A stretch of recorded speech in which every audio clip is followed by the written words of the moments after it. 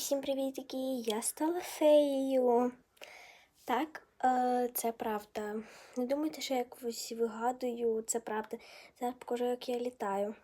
Бачите, що тут буде темно, просто я зараз біля коридору свого. О, тут він.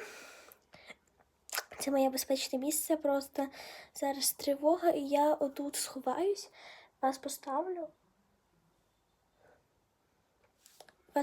Просто я там тільки зможу зняти, бо мені вже ніде не можна знімати. Бо я ніде не можу це зробити. Просто я не знаю, в мене магія тільки тут працює. Зараз покажусь. Я світло включила, ось, щоб вам було видніше. І я зараз буду літати. І гоп.